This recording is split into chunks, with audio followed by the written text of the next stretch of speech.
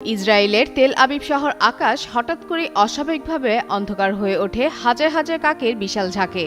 রাসূল সাল্লাল্লাহু আলাইহি ওয়াসাল্লাম আমাকে কিয়ামতের আলামত গণালেন, আমার হাতে গণালেন। তার মধ্যে একটি আলামত রাসূল সাল্লাল্লাহু আলাইহি ওয়াসাল্লাম বললেন, সায়াকুনু হুদনাতুন মা'আর রোম, ইয়ানি সাতাকুনু হুদনাতুন বাইনাল মুসলিমিনা ওয়ার রোম। রোমান খ্রিস্টানদের সাথে মুসলমানদের একটি চুক্তি হবে, আর রোমান খ্রিস্টানেরা এবং মুসলমানেরা চুক্তিবদ্ধ হয়ে তৃতীয় কমন শত্রুর বিরুদ্ধে যুদ্ধ করবে, তথা রোমান খ্রিস্টানদের শত্রু আর মুসলমানদের শত্রু এক। তৃতীয় কমন শত্রুর বিরুদ্ধে মুসলমানেরা যুদ্ধ করবে। এই যুদ্ধে রোমান খ্রিস্টান এবং মুসলমানেরা বিজয়ী হবে।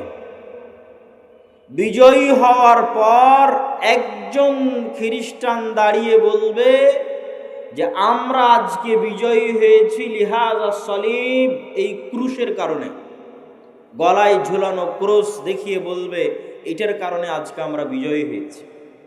তখন একজন মুসলমানের আঁতে ঘা লাগবে, সে দাঁড়িয়ে উঠে তার ক্রসটা ভেঙে দিবে। যখন ভেঙে দিবে তখন রোমান এবং মুসলমানেরা পরস্পরের বিরুদ্ধে যুদ্ধ করার জন্য দাঁড়িয়ে যাবে। রোমান খ্রিস্টান এবং মুসলমানেরা, সেই যুদ্ধের বর্ণনা রাসূলুল্লাহ সাল্লাল্লাহু আলাইহি ওয়াসাল্লাম হাদিসে বিস্তারিত বর্ণনা করছেন। عن أبي هريرة رضي الله تعالى عنه أنه قال قال رسول الله صلى الله عليه وسلم আবু হুরায়রা রাদিয়াল্লাহু তাআলা আনহু থেকে বর্ণিত, তিনি বলেন রাসূল সাল্লাল্লাহু আলাইহি ওয়াসাল্লাম বলেছেন, লা তাকুমুস সাআহ, কিয়ামত ততদিন পর্যন্ত সংঘটিত হবে না, হাত্তা ইয়ানজিলার রোম বিল আ'মাক আও বিদাবিক, যতক্ষণ না রোমান খ্রিস্টানেরা অবতীর্ণ না হচ্ছে সিরিয়ার আমাক এবং দাবেক নামক জায়গায়। বর্তমান সিরিয়ার হালব নগরী থেকে অনতি দূরে তুরস্ক এবং সিরিয়ার সীমান্তবর্তী অঞ্চলে, বর্তমান তুরস্কের সীমানা এবং বর্তমান সিরিয়ার সীমানা, এই সীমান্তবর্তী অঞ্চলের জায়গার নাম হচ্ছে আমাক এবং দাবেক, এখনো ওই নামেই আছে। এই আমাক এবং দাবেক জায়গায় যতক্ষণ না রোমান খ্রিস্টানেরা অবতীর্ণ না হবে মুসলমানদের বিরুদ্ধে, ফায়াখরুজু ইলাইহিম জাইশুম মিনাল মাদিনাহ, আর তাদের বিরুদ্ধে যুদ্ধ করার জন্য মদিনা মুনাওয়ারা থেকে মুসলমানদের একটি সেনাবাহিনী রওনা হবে। রাসূলুল্লাহ সাল্লাল্লাহু আলাইহি ওয়াসাল্লাম বলছেন, মদিনা মুনাওয়ারা থেকে বের হওয়া সেই মুজাহিদ বাহিনী খিয়ার ও আহলিল আরজ, তৎকালীন বিশ্বের সর্বোত্তম, সবচেয়ে শ্রেষ্ঠ, সবচেয়ে দামি, সবচেয়ে আল্লাহওয়ালা পরহেজগার মানুষ হবে। মদিনা মুনাওয়ারা থেকে ওই দিন যারা বের হবে যুদ্ধের জন্য, সিরিয়ার মাটিতে যুদ্ধ করার জন্য, রাসূলুল্লাহ সাল্লাল্লাহু আলাইহি সাল্লাম বলছেন খিয়ার ও আহলিল আরজ, তৎকালীন বিশ্বের সর্বশ্রেষ্ঠ আল্লাহওয়ালা পরহেজগার মানুষেরা সেই দিন মদিনা থেকে বের হবে, মদিনা মুনাওয়ারা থেকে বের হবে যুদ্ধের জন্য। যুদ্ধের কথা বর্ণনা করতে গিয়ে রাসূলুল্লাহ সাল্লাল্লাহু আলাইহি ওয়াসাল্লাম বলেন, ফায়ুকাতিলুহুম ফায়ানহাজিমু সুলুসুন লা ইয়াতুবুল্লাহ তাওবাতাহুম আবাদা, ওই দিন মুসলমানেরা তিন ভাগে বিভক্ত হয়ে যাবে। এক ভাগ যুদ্ধের মাঠ ছেড়ে পালিয়ে যাবে, আল্লাহ কোনোদিন এদের তওবা কবুল করবেন না। একদল মুসলমান যুদ্ধের মাঠ ছেড়ে পালিয়ে যাবে, আল্লাহর নবী বলছেন সাল্লাল্লাহু আলাইহি ওয়াসাল্লাম, লা ইয়াতুব, আল্লাহ কোনোদিন তাদের তওবা কবুল করবেন না, আবাদা, কোনোদিন আল্লাহ সুবহানাহু ওয়া তাআলা তাদের তওবা কবুল করবেন না। ওয়া ইউকতালু সুলুসুহুম, তিন ভাগের এক ভাগ ওই যুদ্ধে মারা যাবে। রাসূলুল্লাহ সাল্লাল্লাহু আলাইহি ওয়াসাল্লাম বলছেন, আফজালুশ শুহাদা ইনদাল্লাহ, আল্লাহর নিকটে সর্বশ্রেষ্ঠ শহীদ বলে গণ্য হবে ওই যুদ্ধে যারা যুদ্ধ করে শাহাদত অর্জন করবে, শহীদ হয়ে যাবে তিন ভাগের এক ভাগ মুসলমান, তারা আল্লাহর দরবারে সর্বশ্রেষ্ঠ শহীদ হিসেবে বিবেচিত হবে। রাসূলুল্লাহ সাল্লাল্লাহু আলাইহি ওয়াসাল্লাম বললেন, ওয়াইফতাতিহুস সুলুস, আর তিন ভাগের এক ভাগ বিজয় লাভ করবে রোমানদের উপরে, তিন ভাগের এক ভাগ বিজয় লাভ করবে রোমানদের উপরে। লা ইফতানুনা আবাদান, এরা কোনো দিন আর কিয়ামত পর্যন্ত ফিতনায় পতিত হবে না, এবং এদের হাত দিয়ে ইফতাতিহুনা কুস্তুনতুনিয়া, কুস্তুনতুনিয়া বিজয় হবে। কুস্তুনতুনিয়া কি? আগের হাদিসেও দেখেছেন আল্লাহর নবী বলেছে বাইতুল মাকদেসের আবাদ হওয়া, মদিনার ধ্বংস হওয়া, মদিনার ধ্বংস হওয়া, মহাযুদ্ধের শুরু হওয়া, মহাযুদ্ধের শুরু হওয়া, কুস্তুনতুনিয়া বিজয় হওয়া, কুস্তুনতুনিয়া বিজয় হওয়া, দাজ্জালের বের হওয়া। কুস্তুনতুনিয়া হচ্ছে আজকের তুরস্কের ইস্তাম্বুল। আজকের তুরস্কের ইস্তাম্বুলকে আরবিতে বলা হয় কুস্তুনতুনিয়া, ইংরেজিতে বলা হয় কনস্টান্টিনিপল। কনস্টান্টিনিপল এবং বর্তমান নাম হচ্ছে ইস্তাম্বুল। তুরস্কের রাজধানী, যদিও আগে রাজধানী ছিল, এখন অফিসিয়াল রাজধানী নয়, অফিসিয়াল রাজধানী আঙ্কারা, কিন্তু তারপরও রাজধানীর মতো মান মর্যাদা যেই শহরের, সেটাই হচ্ছে ইস্তাম্বুল, কুস্তুনতুনিয়া, কনস্টান্টিনিপল। রাসূল সাল্লাল্লাহু আলাইহি ওয়াসাল্লাম বলছেন ফায়াফতাতিহুনা কুস্তুনতুনিয়া, ওই যে একদল বিজয়ী হবে রোমানদের উপর, তাদের হাতে আল্লাহ কুস্তুনতুনিয়া, কনস্টান্টিনিপল বিজয় দান করবেন। ফাবাইনামা হুম ইয়ানকাসিমুনাল গানাইম, যখন এই সমস্ত বিজয়ী মুজাহিদরা গনিমতের মাল বন্টন করবে এবং তাদের তরবারি ঝুলানো থাকবে গাছের সাথে, তখন একজন চিৎকার করে বলবে সাহা ফীহিমুশ শাইতান ইন্নাল মাসীহা ক্বাদ খালাফাকুম ফি আহলিকুম, মাসীহুদ দাজ্জাল বের হয়ে গেছে আর তোমাদের বাড়িতে বাড়িতে মাসীহুদ দাজ্জাল প্রবেশ করতেছে। এখন পর্যন্ত ইমাম মাহদি আসেননি, হয়তো এনাদের মধ্যেই ইমাম মাহদি থেকে থাকতে পারেন, তবে তিনি যে ইমাম মাহদি তা এখনও প্রকাশিত আকারে জনগণের সামনে স্পষ্ট হয়নি। হবে কখন? দাজ্জাল বের হওয়ার পরে এবং সালাতের, দামেস্কের মসজিদে সালাতের পরে, যেটার বর্ণনা রাসূল সাল্লাল্লাহু আলাইহি সাল্লাম দিচ্ছেন। ফায়াখরুজুন ওয়া যালিকা বাতিল, শয়তানের এই মিথ্যা কথা শুনে তারা তরবারি নিয়ে দৌড়ে এগিয়ে যাবে কোথায়? মাসীহুদ দাজ্জাল, তার বিরুদ্ধে যুদ্ধ করার জন্য। ফাইদা জাউ শাম, তারা আস্তে আস্তে দেমাশকে চলে আসবে। দেমাশকের মসজিদে তারা কাতারবদ্ধ হয়ে সালাতের জন্য দাঁড়াবে। ইদা উকিমাতিস সালাত, যখন সালাতের ইকামত দেওয়া হবে, ফায়ানজিলু ঈসা ইবনু মারিয়াম, তখন আসমান থেকে ঈসা ইবনু মারিয়াম অবতীর্ণ হবেন। ফাআম্মাহুম ফাইদা রাআহু আদুউল্লাহ যাবা কামা ইয়াযুবুল মিলহ ফিল মা, ঈসা ইবনু মারিয়াম অবতীর্ণ হবেন ওই মসজিদে, এবং তারপরে মুসলমানেরা দাজ্জালের বিরুদ্ধে যুদ্ধ করার জন্য রওনা দিবে।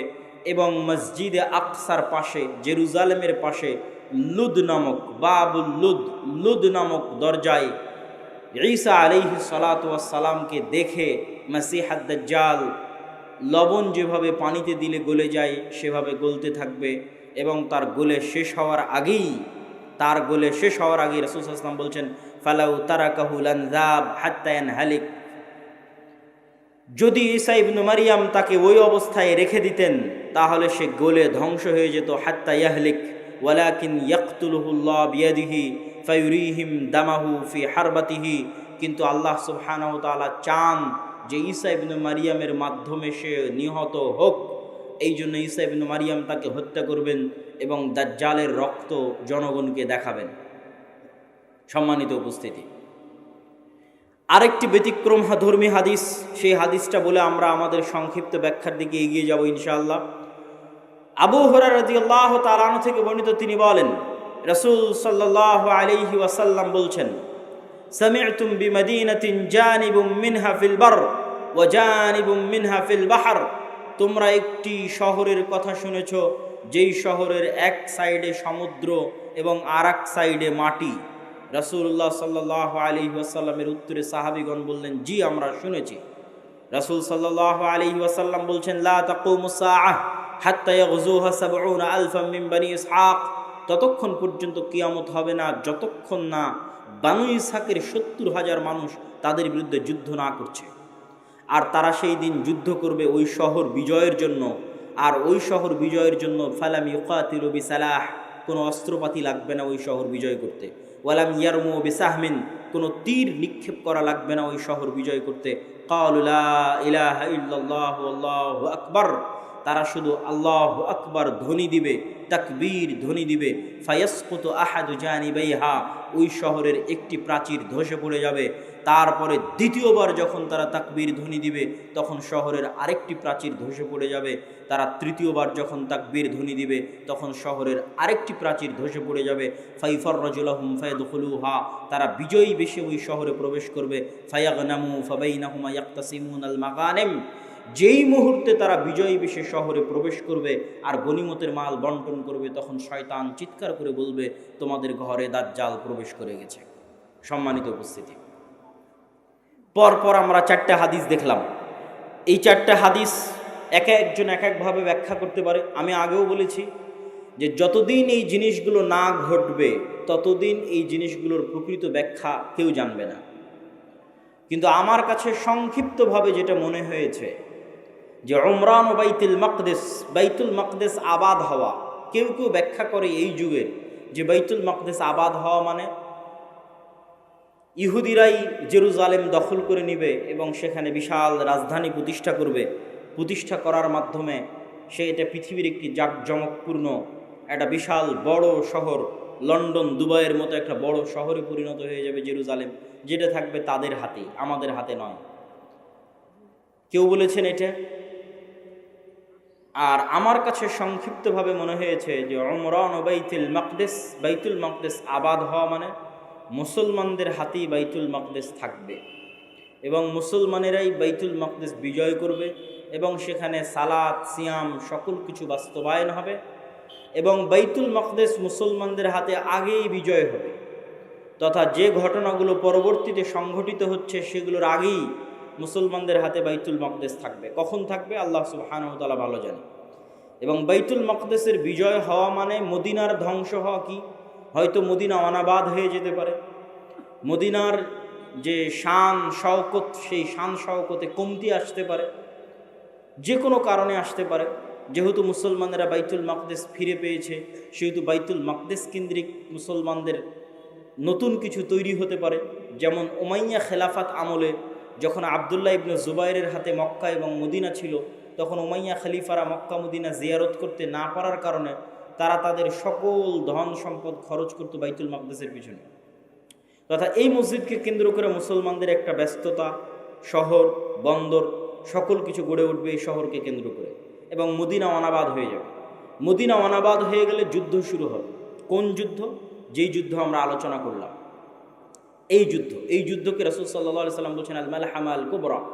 এবং এই যুদ্ধের বর্ণনা দিতে গিয়ে অন্য হাদিসে রাসূলুল্লাহ সাল্লাল্লাহু আলাইহি ওয়াসাল্লাম বলেছেন যে এই যুদ্ধে এত বেশি পরিমাণ মানুষ মারা যাবে যে একটা উড়ন্ত পাখি যদি আকাশে উড়তে থাকে তাহলে উড়তে উড়তে সে ক্লান্ত হয়ে যাবে, কিন্তু লাশের সারি সে উড়ে শেষ করতে পারবে না, এত বেশি পরিমাণ মানুষ মারা যাবে এই যুদ্ধে। আর এই যুদ্ধের পরপরই কুস্তুনতুনিয়া বিজয় হবে মানে আজ তো ইস্তাম্বুল মুসলমানদের হাতে আছেই। হাদিসের ভাষায় বোঝা যায় যে ইস্তাম্বুল একদিন মুসলমানদের হাতে থাকবে না। আজ আছে কিন্তু একদিন থাকবে না। তথা আজকের যে তুরস্ক, এটা আজকে মুসলমানদের হাতে থাকলেও হাদিস প্রমাণ করছে যে দাজ্জাল যে মুহূর্তে বের হবে ওই মুহূর্তে কনস্টান্টিনোপল, ইস্তাম্বুল, তুরস্ক মুসলমানদের হাতে নাই, থাকবে না। তথা সেটা মুসলমানেরা যে কোনো সময় হারিয়ে ফেলতে পারে, অদূর ভবিষ্যতে, নিকট ভবিষ্যতে। আল্লাহ সুবহানাহু ওয়া তাআলা ভালো জানে কখন হারিয়ে ফেলবে, কেন না হারালে বিজয় কিসের? আর যেই বিজয়ের কথা রাসূল সাল্লাল্লাহু আলাইহি সাল্লাম বলছেন এই বিজয় নিকটে, কিয়ামতের নিকটবর্তী, দাজ্জাল বের হওয়ার পূর্ব মুহূর্তের বিজয়। সম্মানিত উপস্থিতি, তাহলে মোটামুটি যদি আমরা এই দুইটা জিনিসের ব্যাখ্যা এভাবে দাঁড় করাই যে বাইতুল মুকাদ্দাস আগেই মুসলমানেরা বিজয় করবে, সেটাই হচ্ছে বাইতুল মুকাদ্দাসের আবাদ। আর কুস্তুনতুনিয়া কিয়ামতের পূর্ব মুহূর্তে বিজয় হবে, তার অর্থ হচ্ছে কুস্তুনতুনিয়া মুসলমানেরা হারিয়ে ফেলবে, কনস্টান্টিনোপল মুসলমানেরা হারিয়ে ফেলবে। এখন হাদিসের আরও একটা অংশ ব্যাখ্যা করতে বাকি, রোম কারা? যে রোমানদের সাথে মুসলমানদের চুক্তি হবে এবং চুক্তির পরে সেই চুক্তি পুনরায় ভঙ্গ হয়ে মুসলমান এবং রোমানরা পরস্পর যুদ্ধ করবে, সেই যুদ্ধ, এই যুদ্ধ, সেই রোম কারা? এ বিষয়ে মুহাদ্দিসিনে কেরাম এবং মুফাসসিরিনে কেরামের মধ্যে মতভেদ হওয়ার সবচেয়ে বড় কারণ হচ্ছে আল্লাহর নবীর যুগে রোম বলতে যাদেরকে বোঝানো হতো তাদের রাজধানী ছিল কনস্টান্টিনোপল। আল্লাহর নবীর যুগে, মানে যেই সময়ে আল্লাহর নবী এই হাদিস বলতেছেন, ওই সময়ে রোম বলে যাদের বোঝানো হতো তাদের রাজধানী তুরস্কের ইস্তাম্বুল, কনস্টান্টিনোপল। এবং মুসলমানেরা এটা কোনোদিনই বিজয় করতে পারে। মুসলমানেরা এটা বিজয় করেছে অনেক পরে, আজ থেকে 500 অথবা 600 বছর আগে। উসমানীয় খেলাফত আমলে মুসলমানেরা বিজয় করেছে। না উমাইয়া খেলাফত আমলে, না আব্বাসী খেলাফত আমলে কোনোদিন বিজয় হয়নি। ক্রুসেডের যুদ্ধ হয়েছে, তখনও মুসলমানরা ইস্তাম্বুল বিজয় করতে পারেনি। মঙ্গোলীয়রা মুসলমানদের বাগদাদে হত্যা করেছে, তখন মুসলমানরা ইস্তাম্বুল বিজয় করতে পারেনি। তারও পরে মুসলমানরা ইস্তাম্বুল বিজয় করেছে 1400 খ্রিস্টাব্দের দিকে, মুহাম্মদ আল ফাতেহ। তো এই জন্য রাসূল সাল্লাল্লাহু আলাইহি ওয়াসাল্লাম যখন রোম শব্দ বলতেছেন হাদিসে মদিনায়, তখন রোম মানে বর্তমান তুরস্কের কনস্টান্টিনোপল, ইস্তাম্বুল। আর তৎকালীন এই রোমে যারা বসবাস করত তারা হচ্ছে অর্থোডক্স খ্রিস্টান। আর আজকে ইতালির যারা রোম, ইতালির রাজধানী রোম, ইউরোপের যারা খ্রিস্টান, আমেরিকার যারা খ্রিস্টান, তারা হচ্ছে ক্যাথলিক খ্রিস্টান। এবং তাদের মধ্যে বিশ্বাসগত এবং আকীদাগত পার্থক্য আছে অনেক বিষয়ে, পদ এবং পদবীগত পার্থক্য আছে, কৃষ্টি কালচার, সামাজিক আচার ব্যবহারগত পার্থক্য আছে। তাহলে রোম বলতে আমরা যদি তৎকালীন রোম ধরি, তথা অর্থোডক্স খ্রিস্টানদের হাতে যখন কনস্টান্টিনোপল ছিল, সেই অর্থোডক্স খ্রিস্টানেরা এখন বসবাস করে রাশিয়ায়। রাশিয়া এবং ইউক্রেনের যুদ্ধের অন্যতম একটা কারণ হচ্ছে ইউক্রেনে ইউরোপিয়ান এবং আমেরিকানেরা ক্যাথলিক খ্রিস্টানের চর্চা বাড়াচ্ছিল, যেটা রাশিয়া কখনোই চায় না যে তার আশেপাশের কোনো দেশে ক্যাথলিক খ্রিস্টানের চর্চা বাড়ুক, কেননা তারা মানে অর্থোডক্স খ্রিস্টান। এবং আমার এর উপর বিস্তারিত ভিডিও আছে ইতিসাম টিভিতে রাশিয়া এবং ইউক্রেনের উপর, যেখানে এই পয়েন্টে আরও বিস্তারিত ইন ডিটেইলস আলোচনা করা আছে। তাহলে আল্লাহর নবীর যুগের রোম যদি ধর্মীয় দৃষ্টিকোণ থেকে তাদের পরিচয় দেখি, যে আল্লাহর নবী যেই সময়ে হাদিস বলছেন ওই সময়ে রোম বলতে কাদের বোঝা হতো, তাহলে কনস্টান্টিনোপলে যে অর্থোডক্স খ্রিস্টানেরা ছিল তাদেরকে বোঝানো হতো। তারা আজ কোথায় আছে? তারা আজ রাশিয়াতে আছে।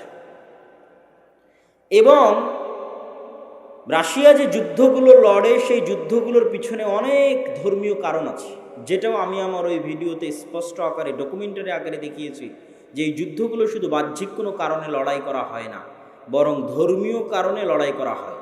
যেমন আজকে ইসরায়েল এবং ফিলিস্তিনের যুদ্ধে ইসরায়েল যে যুদ্ধ করতেছে, এটা শুধু বাহ্যিক কোনো কারণ নয়, বরং এর পিছনে ধর্মীয় কারণ আছে, সেটাও বলবো বক্তব্যের শেষের দিকে ইনশাআল্লাহ।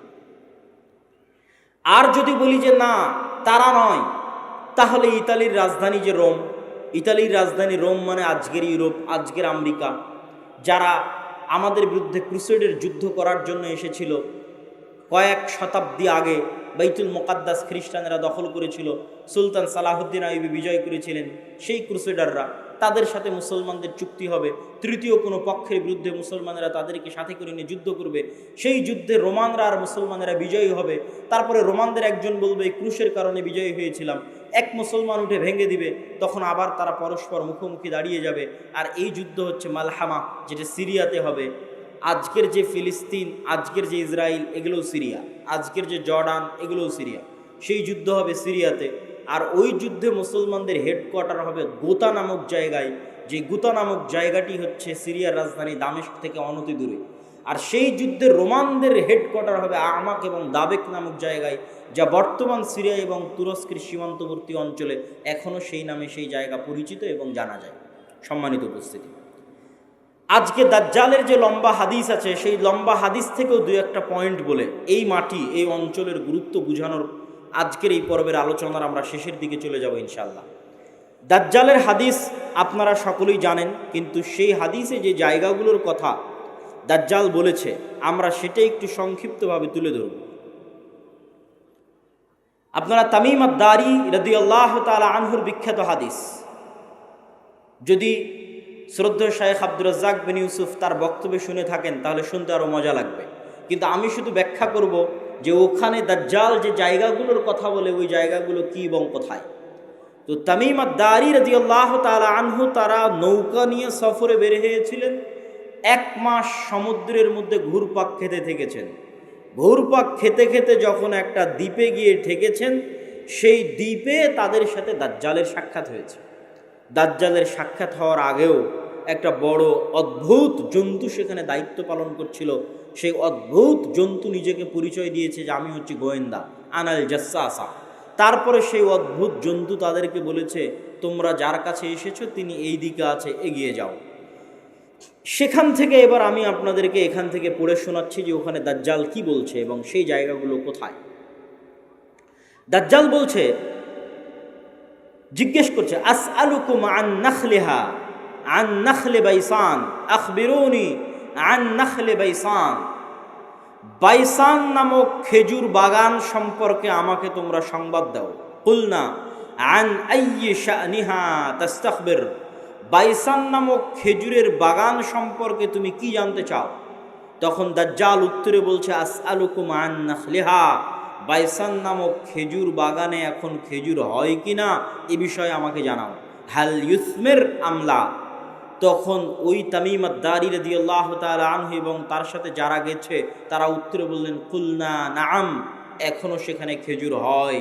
তখন দাজ্জাল উত্তরে বলছে, আমা ইন্নাহু ইউশিকু আল্লা তুসমির। জেনে রাখো অচিরেই সেই বাইসান নামক খেজুর বাগানে খেজুর হবে না। ক্বালা আখবিরুনি আন বুহাইরা আত-তাবারিয়াহ। তোমরা আমাকে বুহাইরা আত-তাবারিয়া, তাবারিয়া খাল সম্পর্কে জানাও। কুলনা আন আইয়ি শানিহা তাস্তাখবির। তাবারিয়া খাল সম্পর্কে তোমাকে কি বলবো? ক্বালা হাল ফিহা মা। সেখানে কি পানি আছে? তখন উত্তরে বলছে, হিয়া কাসীরাতুল মা, অনেক বেশি পানি আছে। ক্বালা আমা ইন্নামা ইউশিকু আন ইয়াযহাব। জেনে রাখো অচিরেই সেই খালে পানি থাকবে না। ক্বালা আখবিরুনি আন আইনি যুগার। আইনে জোগার সম্পর্কে আমাকে জানাও। ক্বালু আন আইয়ি শানিন তাস্তাখবির। তুমি আইনে জোগার সম্পর্কে কি জানতে চাও? বলে, আইনে জোগারে কি এখনো পানি আছে? সেখান থেকে কি মানুষজন পানি নিয়ে চাষাবাদ করে? তখন আমরা বললাম, হ্যাঁ, হিয়া কাসীরাতুল মা, এখনো মানুষ সেখান থেকে পানি নিয়ে চাষাবাদ করে। তখন সে উত্তরে বলল, অচিরেই সেখানে পানি থাকবে না। তখন বলছে, আখবিরুনি আন নাবিয়্যিল উম্মিয়িন। উম্মিয়িনদের নাবী সম্পর্কে আমাকে জানাও। অশিক্ষিত মূর্খ যারা লেখা জানে না, পড়া জানে না, তাদের জন্য যে নবী প্রেরণ করা হয়েছে সেই নবী সম্পর্কে আমাকে জানাও। এই মর্মে কথা সামনের দিকে আগাতে থাকলো। সম্মানিত উপস্থিতি, এখানে 3টা জায়গার কথা বলেছে দাজ্জাল। আশ্চর্যজনক হলেও সত্য যে আজকের পৃথিবীতে এই 3টি জায়গায়, তন্মধ্যে বাইসান নামক খেজুরের বাগান এবং জোগার নামক ঝর্ণা, এই 3টাকে এক্সাক্ট চিহ্নিত করা খুব কঠিন হয়ে যায়। বিশেষ করে আইনে জোগারকে এক্সাক্ট চিহ্নিত করা যে এইটা আইনে জোগার, এটার বিষয়ে নিশ্চিত কেউ গবেষকরা এখন পর্যন্ত তথ্য দিতে পারেনি। কিন্তু বাইসান খেজুরের বাগান সম্পর্কে মোটামুটি ধারণা পাওয়া যায় যে এই খেজুরের বাগান হচ্ছে বাইসান খেজুরের বাগান। আর বুহাইরা আত-তাবারিয়াহ এটা এত প্রসিদ্ধ, এত ব্যাপক, এত পরিচিত যে সবাই জানে। এমনকি ইসরায়েলে সারা পৃথিবী থেকে শত শত খ্রিস্টান এই বুহাইরা আত-তাবারিয়া দেখার জন্য যায়। এই জন্য দেখার জন্য যায়, তারা মনে করে তাদের তাওরাত, তাদের বাইবেলে ঈসা আলাইহিস সালাতু ওয়াস সালামের যত মুজিজার কথা বলা আছে, সকল মুজিজা তিনি দেখিয়েছিলেন বুহাইরা তাবারিয়ার উপরে অথবা বুহাইরা তাবারিয়ার পাশে। সেই মুজিজা যদি হয় অন্ধ ব্যক্তিকে চক্ষুস্মান করে দেওয়া, সেই মুজিজা যদি হয় টাকওয়ালা ব্যক্তির মাথায় চুল গজিয়ে দেওয়া, সেই মুজিজা যদি হয় মৃত ব্যক্তিকে জীবিত করা, এগুলোর অধিকাংশ মুজিজা তাদের বিশ্বাস অনুযায়ী ঈসা আলাইহিস সালাতু ওয়াস সালাম এই লেক, এই খালের পাশে অথবা তার উপরে তিনি করে দেখিয়েছিলেন, এই জন্য তারা দেখতে আসে। এবং এইটা চলমান বর্তমান ইসরায়েলের সীমানার অন্তর্ভুক্ত। এবং আনুমানিক গবেষণা অনুযায়ী বাইসানের খেজুরের বাগান এবং জোগারের ঝর্ণা এবং তাবারিয়ার লেক 3টাই বর্তমান ইসরায়েলের সীমানার অন্তর্ভুক্ত, যেই জায়গাগুলোর কথা এই হাদিসে দাজ্জাল তামিম আদ-দারি রাদিয়াল্লাহু তাআলা আনহুকে জিজ্ঞেস করতেছে। তাহলে একদম যদি আমরা সামারি এবং সারমর্ম করি, তাহলে কিয়ামতের পূর্ব মুহূর্তে যা যা সংঘটিত হবে সব বড় বড় ঘটনা এই মাটিতে, এই জমিনে সংঘটিত হবে, শামের মাটিতে সংঘটিত হবে। আল মসজিদুল আকসা বাইতুল মুকাদ্দাস কেন্দ্রিক যে এরিয়া, যে জগৎ, যে দেশ, সেখানে সংঘটিত হবে। এবং আমি আমার অতীতের বক্তব্যগুলোতে বলেছি যে বাইতুল মুকাদ্দাসই একমাত্র কারণ পৃথিবীর, যেই কারণে পৃথিবীর 90% মানুষ যুদ্ধে জড়িয়ে যেতে পারে, যেই কারণে পৃথিবীর 90% মানুষ যুদ্ধে জড়িয়ে যেতে পারে, তার অন্যতম একটি কারণ হচ্ছে মসজিদে আকসা। কেননা পৃথিবীর তিনটা ধর্মের মানুষ এই মসজিদের দাবিদার। ইহুদিরা দাবিদার, খ্রিস্টানেরা দাবিদার, আমরা মুসলমানেরা দাবিদার। যেহেতু তিনটা ধর্মই আসমানি দিন, আসমান থেকে এসেছে, তিনটা ধর্মের গ্রন্থই আসমানি গ্রন্থ। ওই দুইটা গ্রন্থে বিকৃতি এসেছে, ওই দুইটা ধর্মে বিকৃতি এসেছে। ইসলামে বিকৃতি আসেনি, কোরআনে বিকৃতি আসেনি। কিন্তু যেহেতু একই জায়গা থেকে আগত, এই জন্য ঘটনা, আকিদা, বিশ্বাস, কাহিনী অনেক কিছুই সেম এবং কমন।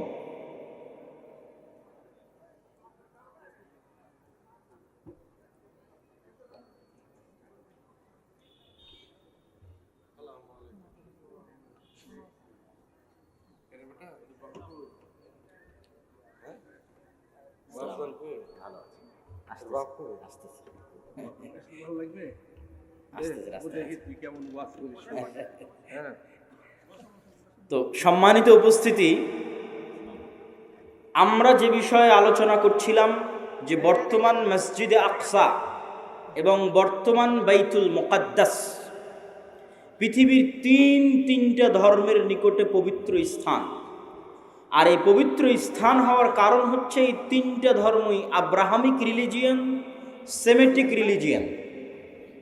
এই তিনটা ধর্মই মিল্লাতে ইব্রাহিমের দাবিদার, তথা ইব্রাহিম আলাইহিস সালাতু ওয়াস সালামের হিস্ট্রি, ইতিহাসের সাথে কানেক্টেড। আর সেমেটিক রিলিজিয়ান মানে নূহ আলাইহিস সালাতু ওয়াস সালামের 3 সন্তান তার সাথে নৌকায় উঠেছিলেন। একজনের নাম ইয়াফেস, একজনের নাম হাম, আর একজনের নাম সাম। ইয়াফেসের বংশধরেরা হচ্ছে সাদা চামড়া, ইউরোপ, আমেরিকা, রাশিয়া। সামের বংশধরেরা হচ্ছে সেমেটিক তথা মেটে, শ্যামা, হালকা সাদা, হালকা শ্যামা, হালকা মেটে। India, Pakistan, Bangladesh, Saudi, Kuwait, Qatar, Bahrain, এরা হচ্ছে সামের বংশধর। হাম হচ্ছে আফ্রিকান, টোটাল আফ্রিকান এরিয়া হচ্ছে নূহ আলাইহিস সালামের সন্তান হামের বংশধর। তো পৃথিবীতে আল্লাহ যত নবী পাঠিয়েছেন, সকল নবী সামের বংশে পাঠিয়েছেন। সামের বংশে ইব্রাহিম আলাইহিস সালাতু ওয়াস সালাম।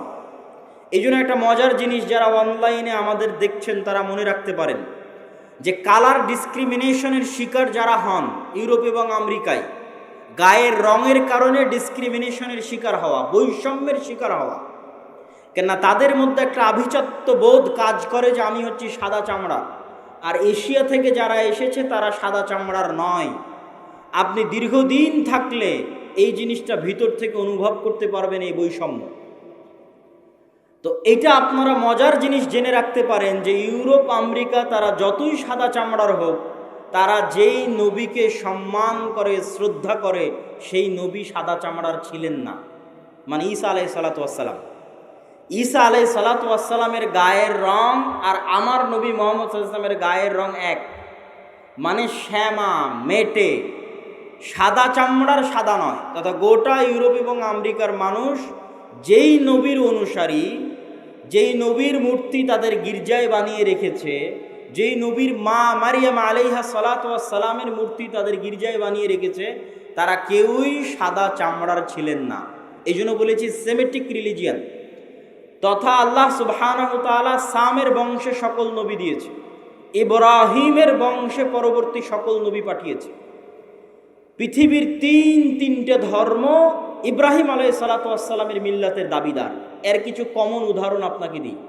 ইব্রাহিম আলাইহিস সালাতু ওয়াস সালামকে আমরা বলি ইব্রাহিম, তারা বলে আব্রাহাম। ইব্রাহিম আলাইহিস সালাতু ওয়াস সালামের ছেলে ইসহাককে আমরা বলি ইসহাক, তারা বলে আইজ্যাক, আইজ্যাক নিউটন। যিনি আইজ্যাক তিনি ইসহাক। ইসহাক আলাইহিস সালাতু ওয়াস সালামের ছেলেকে আমরা বলি ইয়াকুব আলাইহিস সালাতু ওয়াস সালাম, তারা বলে জ্যাকব, যিনি জ্যাকব তিনি ইয়াকুব। ইয়াকুব আলাইহিস সালাতু ওয়াস সালামের ছেলে ইউসুফ আলাইহিস সালাতু ওয়াস সালামকে আমরা বলি ইউসুফ, তারা বলে জোসেফ। সেন্ট জোসেফ স্কুল মানে Hazrat Yusuf school, there is no difference, কোনো পার্থক্য নাই। যদি আপনি বলেন সেন্ট জোসেফ স্কুল, তাহলে ওরা আপনি যে ইউসুফকে জানেন তাকে উদ্দেশ্য করছে, যে হজরত ইউসুফ আলাইহিস সালাতু ওয়াস সালাম স্কুল। এভাবে আমরা যাকে বলছি দাউদ আলাইহিস সালাতু ওয়াস সালাম, তারা তাকে বলছে ডেভিড। জাস্ট নামের উচ্চারণের পার্থক্য, কিন্তু ঘটনার মধ্যে মিল আছে। আমরা বলছি নূহ, তারা বলছে নোয়াহ। ঘটনার বর্ণনা ধারা বিবরণীতে কিছুটা পার্থক্য আছে, কিন্তু মূল ঘটনাগুলো একই। তথা আদম এবং হাওয়ার যে ঘটনা কোরআনে বর্ণনা করা আছে, কাছাকাছি ঘটনা।